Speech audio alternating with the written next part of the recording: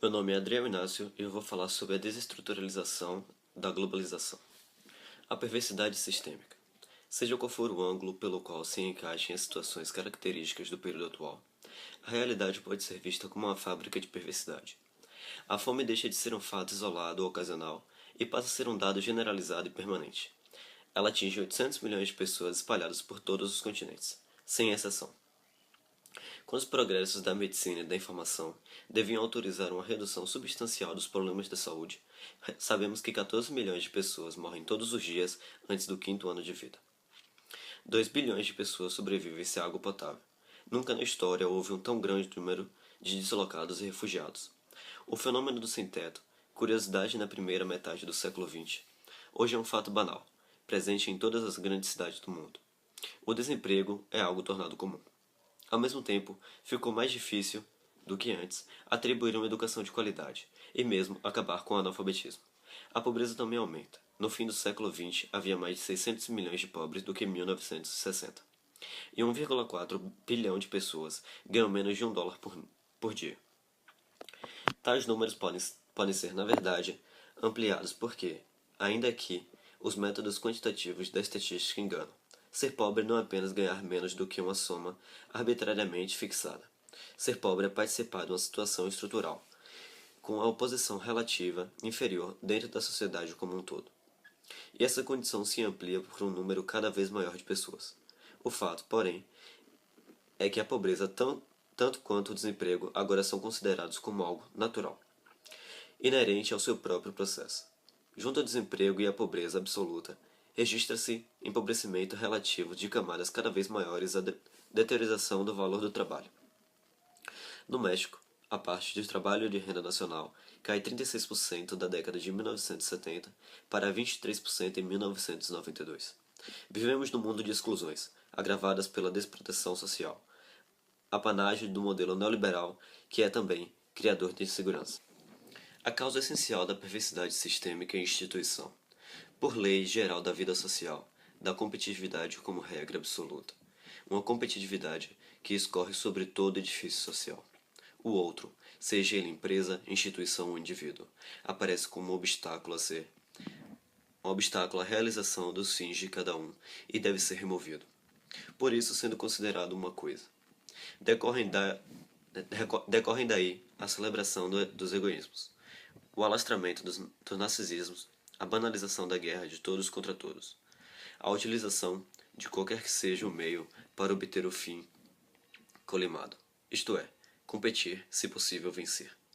Daí a difusão, também generalizada, de outro subproduto da competitividade, isto é, a corrupção. Esse sistema de perversidade inclui a morte da política, já que a condução do processo político passa a ser atribuído das grandes empresas. Junte-se a isso ao processo de conformação da opinião pelas mídias, um dado importante no movimento de alienação, trazido com a substituição de debate civilizatório pelo discurso único do mercado.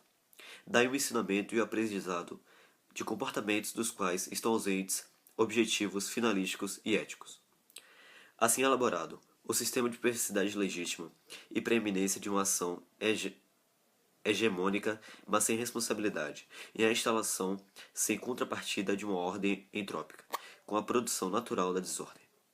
Para tudo isso, também contribui o estabelecimento do império do consumo, dentro do qual se instalam consumidores mais que perfeitos, levados à negligência em relação à cidadania e seu corolário, isto é, menosprezo quanto à liberdade, cujo culto é substituído pela preocupação com a incolumidade. Esta reacende egoísmos e é um dos fermentos da quebra da solidariedade entre pessoas, classes e regiões. Incluam-se também nessa lista dos processos característicos da instalação do sistema da perversidade. Ampliação das desigualdades de todo gênero, interpessoais, de classes, regionais e internacionais. As antigas desigualdades somam-se às novas.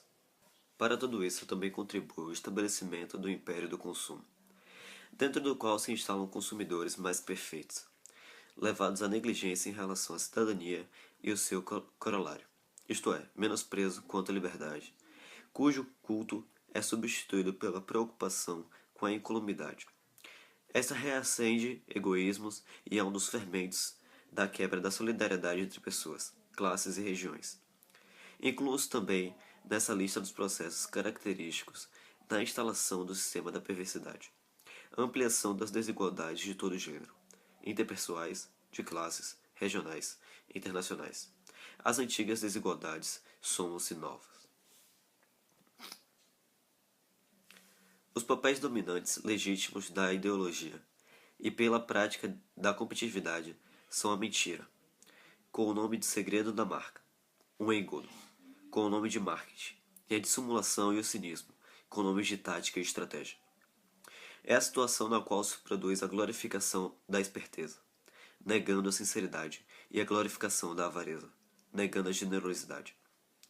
Desse modo, o caminho fica aberto ao abandono das solidariedades e o fim da ética, mas também da política, para o triunfo das novas virtudes pragmáticas. O ideal da democracia plena é a substituição pela construção de uma democracia de mercado, na qual a distribuição do poder é a tributária da realização dos fins últimos próprio sistema globalitário. Estas são razões pelas quais a vida normal de todos os dias será sujeita a uma violência estrutural, que, aliás, é a mãe de todas as outras violências. Da política dos estados à política das empresas. Façamos um regresso muito breve ao começo da história humana, quando o homem em sociedade, relacionando-se diretamente com a natureza, constrói a história. Nesse começo dos tempos, os laços entre território, política, economia, cultura e linguagem eram transparentes. Nas sociedades que os antropólogos europeus e norte-americanos orgulhosamente chamaram de primitivas, a relação entre os setores da vida social também se dava diretamente. Não havia praticamente intermediações. Havia, por conseguinte, uma territorialidade absoluta, no sentido que, em todas as manifestações essenciais de sua existência, os moradores pertenciam àquilo que lhes pertencia, isto é, território. Isso criava um sentido de identidade entre as pessoas e seu espaço geográfico, que lhes atribuía uma função de produção necessária à sobrevivência do grupo, uma noção particular de limites, acarretamento, paralelamente, uma compartimentação do espaço, o que também produzia uma ideia de domínio. Para manter a identidade dos limites, era preciso ter clara essa ideia de domínio, de poder. A política do território tinha as mesmas bases que a política da economia, da cultura, da linguagem, formando um conjunto indissociável. Criava-se paralelamente a ideia de comunidade, um contexto limitado no espaço. Sistemas técnicos, sistemas filosóficos. Toda a relação do homem com a natureza é portadora e produtora de técnicas que se foram enriquecendo, diversificando e avolumando ao longo do tempo. Nos últimos séculos, conhecemos um avanço dos sistemas técnicos, até que, no século XVIII, surgem as técnicas das máquinas, que mais tarde vão se incorporar ao solo como próteses, proporcionando ao homem um menor esforço na produção, no transporte e nas comunicações, mudando a face da Terra, alterando as relações entre países e sociedades e indivíduos. As técnicas oferecem respostas à vontade da evolução dos homens, e definidas pelas possibilidades que criaram, são a marca de cada período da história. A vida assim realizada por meio dessas técnicas é, pois, cada vez menos subordinado ao aleatório e cada vez mais exige dos homens comportamentos previsíveis. Essa previsibilidade de comportamento assegura, de alguma maneira, uma visão mais racional do mundo, e também dos lugares que conduz à organização sociotécnica do trabalho, do território e do fenômeno do poder. Daí o desencantamento progressivo do mundo. No século XVIII acontecem dois fenômenos extremamente importantes. Um é a produção das técnicas das máquinas, que revalorizam o trabalho e o capital, requalificam os territórios, permitem a conquista de novos espaços e abrem horizontes para a humanidade. Esse século marca o reforço do capitalismo e também a entrada em cena do homem como valor a ser considerado. O nascimento das técnicas das máquinas, o reforço da condição técnica na vida social e individual e as novas concepções sobre o homem se corporificam com as ideias filosóficas que se iriam tornar forças da política. Esse é um outro dado importante. O século XVIII produziu os enciclopedistas, e a Revolução Americana e a Revolução Francesa. Respostas políticas às ideias filosóficas. No momento em que o capitalismo também se reforçava. Se as técnicas houvessem sido entregues inteiramente às mãos capitalistas, sem que o outro lado surgissem ideias filosóficas, que também eram ideias morais, o mundo teria se organizado de maneira diferente. Se ao lado desses progressos de técnica a serviço de produção e do capitalismo não houvesse progressão das ideias, teriam tido uma eclosão muito maior do utilitarismo, como uma prática mais avassaladora do lucro e da concorrência. Ao contrário, foi estabelecida a possibilidade de enriquecer moralmente o indivíduo. Tecnociência, globalização e história sem sentido. A globalização marca um momento de ruptura nesse processo de evolução social e moral que se vinha fazendo nos séculos precedentes. É irônico recordar que o processo técnico aparecia desde os séculos anteriores, como uma condição de realizar essa sonhada globalização, com mais completa humanização de vida no planeta.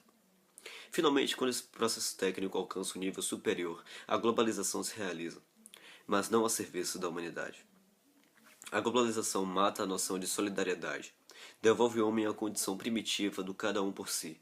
É como se voltássemos a ser animais da selva. Reduz as noções de moralidade pública e particular a um quase nada. O período atual tem como uma das bases esse casamento entre ciência e técnica. Essa tecnociência, cujo uso é condicionado pelo mercado.